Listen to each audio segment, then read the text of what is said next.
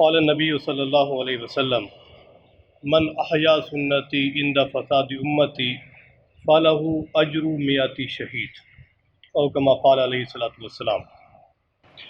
دو باتیں عرض کروں گا اور دعا ہے اللہ تعالیٰ آپ کو اور مجھے عمل پیرا ہونے کی توفیق عطا فرمائے۔ مقصد کوئی تقریر نہیں ہے، مقصد تو عمل ہے، اور عمل اگر کرنے کی توفیق مل جائے تو ہماری زندگی قیمتی بن جائے گی۔ اگر صرف تقریریں کرتے اور سنتے رہ گئے تو اس کا فائدہ کوئی نہیں ہوگا۔ میں نے نبی کریم آقا نامدار صلی اللہ علیہ وسلم کا ایک ارشاد گرامی آپ کے سامنے رکھا، جس کا ترجمہ یہ ہے کہ نبی کریم صلی اللہ علیہ وسلم ارشاد فرما گئے کہ جس نے فساد کے زمانے میں میری کسی ایک سنت کو زندہ کیا اس کو 100 شہیدوں کے برابر ثواب ملے گا۔ مشہور روایت ہے، معتبر اور مستند روایت ہے۔ اور آج کل جس زمانے سے ہم گزر رہے ہیں اور جس زمانے میں ہم جی رہے ہیں، یہ فساد فی الارض کا سب سے بڑا زمانہ ہے، الا یہ کہ دجال کا ایک ظہور ہوگا، دجال کا زمانہ آئے گا، وہ تاریخ انسانیت کا سب سے بڑا فتنہ ہوگا اور بہت خطرناک زمانہ ہوگا۔ لیکن اس کے علاوہ کے جتنے ازمنہ گزرے ہیں اب تک، سب سے بڑا فساد کا یہ زمانہ ہے جہاں سے ہم گزر رہے ہیں۔ اس حوالے سے میں پیغمبر گرامی صلی اللہ علیہ وسلم کے ارشادات کی روشنی میں صرف 2 باتوں پر روشنی ڈالوں گا جو تقریباً ہمارے معاشرے سے مفقود ہوتی چلی جا رہی ہے۔ ایک بات ان میں عقیقہ کا کرنا ہے، اور دوسرا بچوں کے نام رکھنے کے حوالے سے پیغمبر گرامی کی احکام کیا ہے۔ بچہ جب پیدا ہوتا ہے، اللہ کے نبی صلی اللہ علیہ وسلم نے اس کا عقیقہ کرنے کا حکم دیا۔ قرآن مجید کے اندر بھی ارشاد فرمایا ہے، قو انفسکم واہلیکم نارا۔ ایک مرد کی، ایک گھر کے ذمہ دار کی یہ ذمہ داری ہے کہ اپنے اہل خانہ کو بھی جہنم سے بچائے۔ ایسے احکام اور ایسے اعمال کو وہاں لائے کہ صرف اپنی انفرادی زندگی کی فکر ہی کافی نہیں ہے، اپنے اہل خانے کا بھی وہ ذمہ دار ہے۔ تو اللہ کے نبی صلی اللہ علیہ وسلم کا ارشاد گرامی کہ جب بچہ پیدا ہوتا ہے، سب سے پہلا کام جو اللہ کے نبی فرما گئے ہیں، اس کے داہنے کان میں اذان دی جانا ہے اور بائیں کان میں تکبیر پڑھنی ہے۔ سب سے پہلا حکم ہے کہ جب بچہ پیدا ہوتا ہے اس کے دائیں کان میں اذان دیجیے اور بائیں کان میں تکبیر پڑھیے۔ یہ سب سے پہلا کام ہے۔ جب بچہ پیدا ہو کر کوئی معمولی چیخ بھی مار لیتا ہے تو گویا کہ وہ بچہ دنیا میں تشریف لایا ہے، اور اس کے بچے کے رونے کے ساتھ اس کی زندگی کا آغاز ہوتا ہے۔ اور ماں باپ کے لیے سب سے پہلا کام یہی ہے کہ اس کے دائیں کان میں اذان اور بائیں کان میں تکبیر دی جائے، کہی جائے۔ 7 دن جب اس بچے کی عمر ہو جاتی ہے تو حکم یہ ہے کہ اس کے سر کے بال مونڈ دیے جائیں، ان کا وزن کیا جائے، ان کے وزن کے برابر چاندی یا چاندی کی قیمت کو صدقہ کیا جائے۔ یہ پہلی تعلیم دی جا رہی ہے کہ بچے کی ابتدا اللہ کے نام سے ہو، جس میں اللہ کے نبی صلی اللہ علیہ وسلم کا نام گرامی بھی ساتھ جڑا ہے، اور ساتھ ہی بچے کے بالوں کے برابر چاندی صدقہ کی جا رہی ہے کہ بچہ جو ہوتا ہے ایک صدقے کی وجہ سے محفوظ ہو جاتا ہے۔ یہ سب کام نبی کریم صلی اللہ علیہ وسلم نے اپنے نواسے حضرت حسن حسین کے معاملات میں ایسے ہی کیا، اور اپنی لخت جگر حضرت فاطمہ الزہرا رضی اللہ تعالیٰ عنہ کو یہ سکھلایا بھی کہ بچوں کے معاملے میں ایسا کرنا ہے، اور خود ایسا بھی کیا۔ 7ویں دن حکم دیا کہ بچے کے پہلے بال مونڈ لیے گئے ہیں اور ان کے بالوں کے برابر چاندی صدقہ کر دی گئی ہے یا چاندی کی قیمت صدقہ کر دی گئی ہے، اب عقیقہ کرنا ہے۔ عقیقہ یہ عربی زبان کا لفظ ہے، لغت کے اعتبار سے اس کا معنی، یہ بچہ جو بھی پیدا ہوا، نوزائیدہ بچے کے بالوں کو عقیقہ کہا جاتا ہے لغت کے اعتبار سے۔ لیکن جب یہ چلتا آگے بڑھا تو عرف عام کے اندر پھر جو جانور ذبح کیا جاتا ہے بچے کے لیے، اس کو عقیقہ کا جانور کہلایا جانے لگا۔ اصل میں عقیقہ نوزائیدہ بچے کے بالوں کو کہا جاتا ہے لغت کے اعتبار سے۔ 7ویں دن فرمایا کہ بچے کا عقیقہ کیجئے، اگر اللہ نے آپ کو بیٹا دیا ہے تو 2 جانور ذبح کیجئے، اور بیٹی ہے تو 1 جانور ذبح کیجئے۔ یہ اسلام میں حکم نہیں تھا، یہ اسلام سے پہلے بھی چلا آ رہا تھا۔ پہلے بھی ایسا موجود تھا لیکن البتہ فرق یہ تھا کہ پہلے اہل کتاب جب بیٹا پیدا ہوتا تو ایک جانور ذبح کرتے اور بیٹی پیدا ہوتی تو کچھ بھی نہیں کرتے تھے۔ تو نبی کریم صلی اللہ علیہ وسلم نے ارشاد فرمایا کہ نہیں، اگر بیٹا پیدا ہو تو دو جانور وہ بکرا، مینڈھا، چھترا کوئی بھی ہو سکتے ہیں، یا جیسے قربانی کے ایک حصہ ہوتا ہے بڑے جانور میں، اس طرح دو حصے بھی ہو سکتے ہیں، اور قربانی کے جانور کے اندر بھی یہ حصے رکھے جا سکتے ہوتے ہیں عقیقہ کے، اور ان کے جو گوشت کا حکم ہوتا ہے وہی حکم ہے جو قربانی کے گوشت کا حکم ہوتا ہے۔ تو آپ علیہ الصلوۃ والسلام نے فرمایا کہ ہم بیٹے کے ہونے پر 2 قربانیاں کریں گے اور بیٹی کے ہونے پر 1 قربانی کریں گے۔ اور ساتھ ہی اللہ کے نبی صلی اللہ علیہ وسلم نے حکمت ارشاد فرمائی، الغلام مرتہن بعقیقتہ، کہ یہ بچہ اپنے عقیقے کی وجہ سے رب کے ہاں رہن رکھا جاتا ہے۔ رہن آپ لوگ سمجھتے ہیں کسی کے پاس گویا کہ ایک ودیعت رکھا گیا ہے، ایک امانت رکھا گیا ہے اور دوسرے کی حفاظت کے اندر آ گیا ہے۔ تو گویا کہ اللہ کے نبی فرما یہ رہے ہیں کہ جب آپ عقیقہ کر لیتے ہیں تو اللہ تعالیٰ بچے سے مصیبتیں، بلائیں، آزمائشیں اور حادثات کو ٹال دیتے ہیں۔ صدقہ کے متعلق اگر بات کریں تو اکیلا بہت بڑا ایک عنوان ہے، اور اس پر بہت وقت درکار ہے کہ صدقہ کے اندر اللہ رب العزت نے کتنی حکمتیں رکھی ہیں۔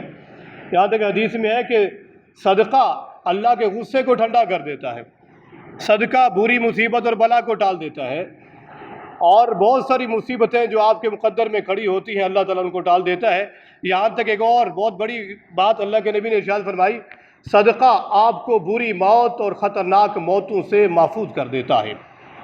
خطرناک موتیں 3-4 جن کو ذکر کیا گیا ہے کہ پانی میں ڈوب کر مرنے کی موت کو خطرناک موتوں میں شمار کیا گیا۔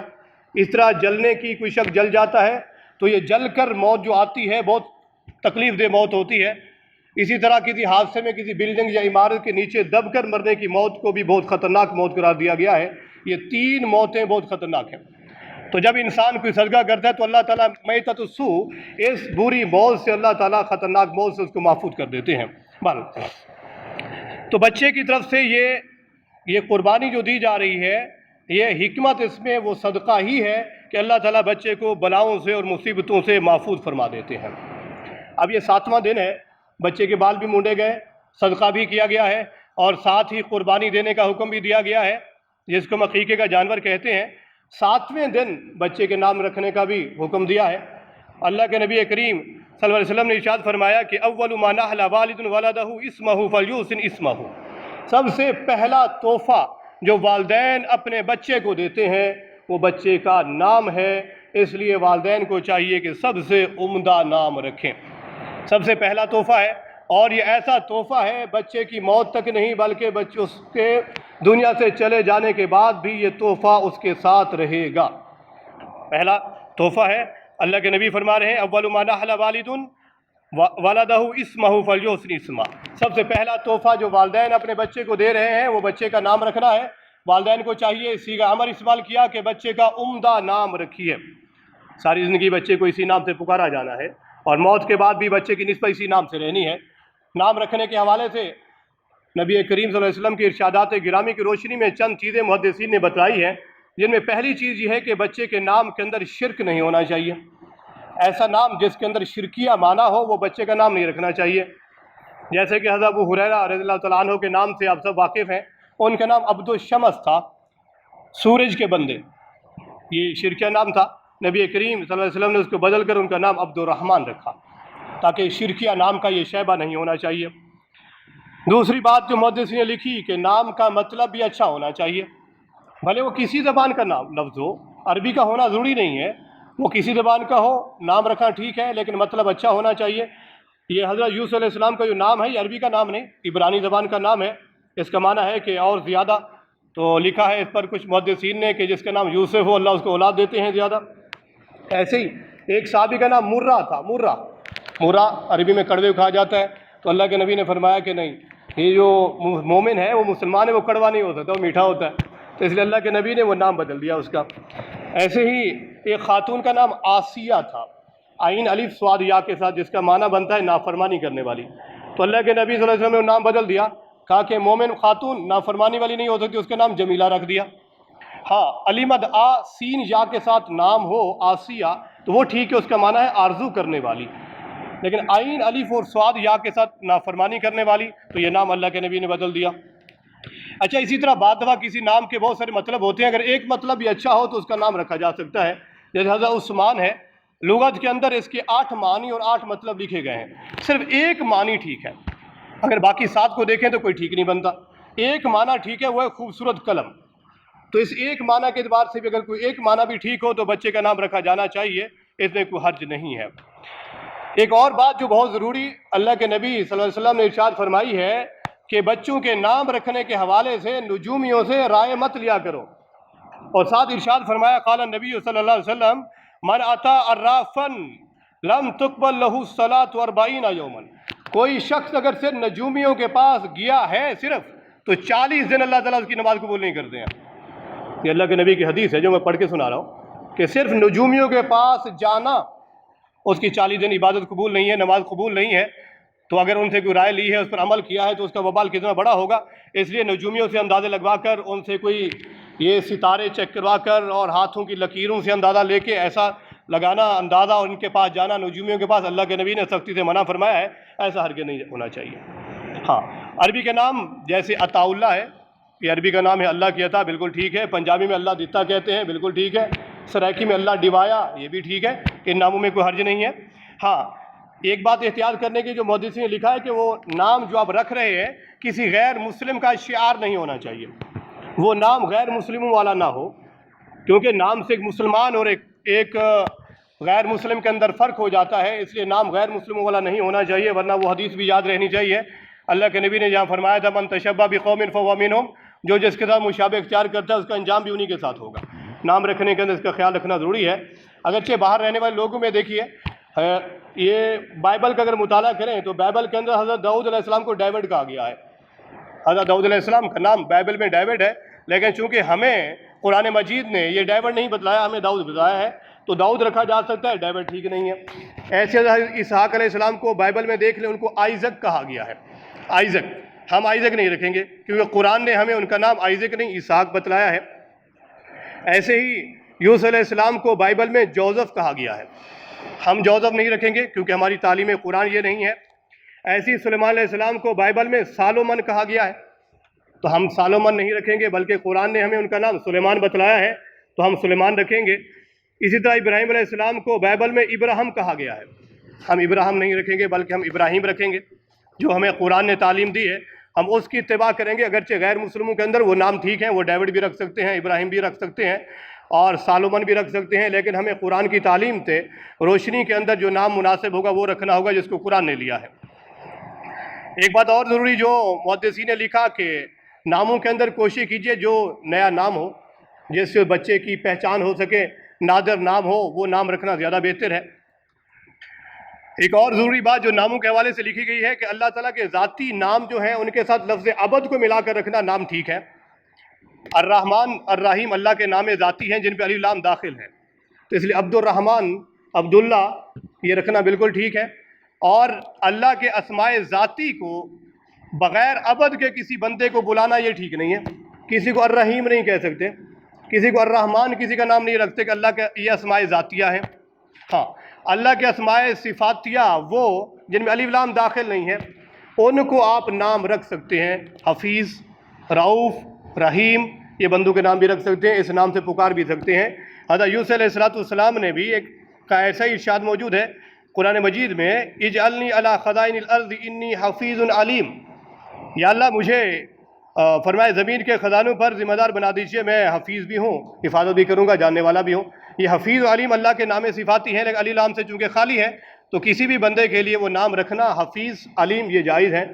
اور اللہ تعالیٰ کے جو معرب لام ذاتی نام ہیں ان کو بغیر عبد کے نام رکھنا اور بلانا یہ ٹھیک نہیں ہے۔ ایسے ہی محمد نام رکھنا کسی کا بالکل ٹھیک ہے، محمد نام رکھا جا سکتا ہے، لیکن اس نام کی پھر ایک احترام ہے، اس احترام کو مد نظر رکھنا یہ بہت ضروری ہو جائے گا۔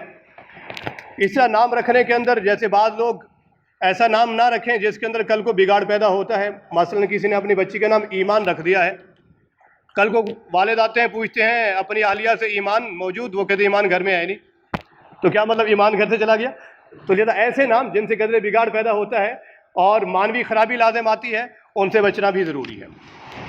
یہ دو باتیں تھیں، عقیقے کے متعلق اور نام رکھنے کے متعلق میں نے بڑی شارٹ انداز میں پیش کیے، امید ہے اس سے فائدہ ہوگا۔